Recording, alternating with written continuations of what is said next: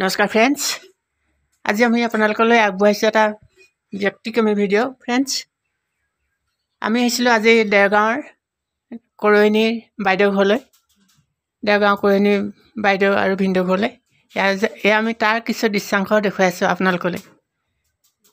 বহুত সুন্দৰ পৰিৱেশ, বহুত ধুনীয়া এক মনোৰম প্ৰাকৃতিক সৌন্দৰ্যই ভৰপূৰ পৰিৱেশ। চাওক, এয়া আমাৰ ভিনদেউ, দেৰগাঁও কৰৈনী,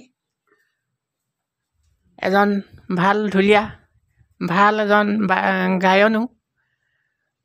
এতিয়া আমি তেখেতৰ প্ৰতিভাখিনি আপোনালোকক আমি এটা বেলেগ এটা ভিডিঅ'ৰ যোগেদি দেখুৱাম। ফ্ৰেণ্ডছ, এতিয়া আমি আজি আপোনালোকক এই ভিডিঅ'টোকে দেখুৱাইছোঁ। ফ্ৰেণ্ডছ, এয়া হৈছে বাইদেউ ঘৰ আৰু এজন ভাল খেতিয়কো, বহুত ভাল খেতি কৰে।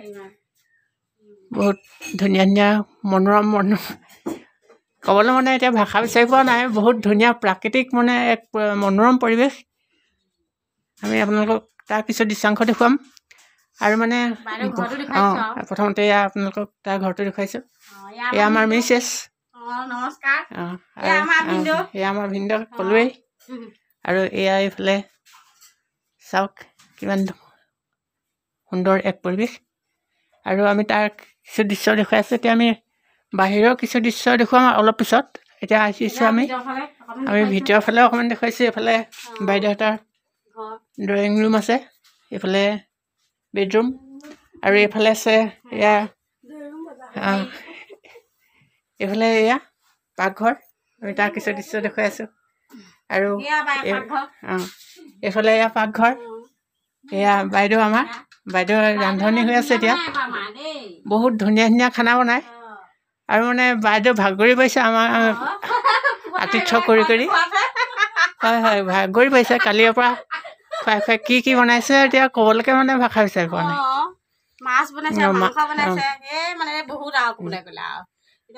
মাছ, মাংস,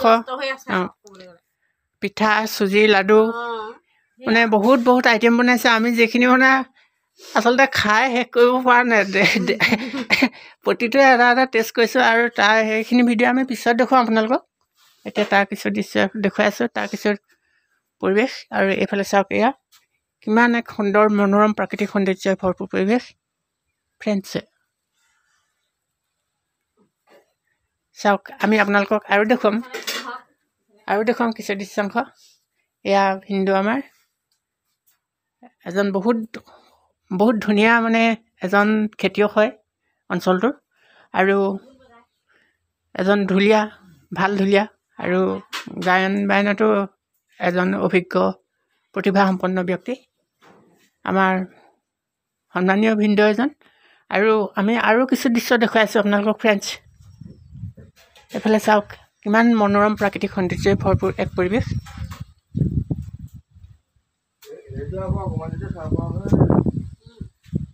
ফ্ৰেণ্ডছ, এয়া চাওক, আমি দৃশ্য দেখুৱাইছোঁ আপোনালোকক। কিমান এক মনোৰম প্ৰাকৃতিক সৌন্দৰ্যই ভৰপূৰ পৰিৱেশ। এয়া চাওক, চালে চাই থাকিবলৈ মন যায়। আচলতে এক নান্দনিক পৰিৱেশ। এয়া কি গছ বুলি কয়?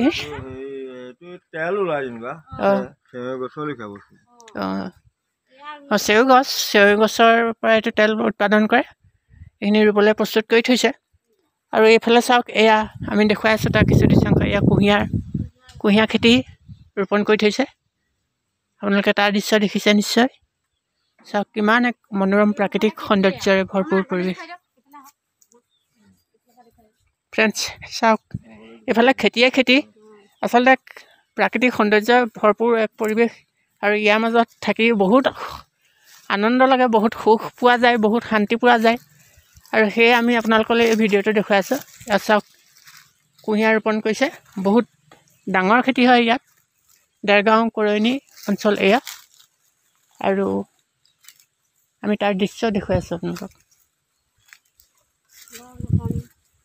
এক মনোৰম প্ৰাকৃতিক সৌন্দৰ্যই ভৰপূৰ পৰিৱেশ, এক নিৰিবিলি পৰিৱেশ। এয়া মলয়া বতাহ বলি আছে।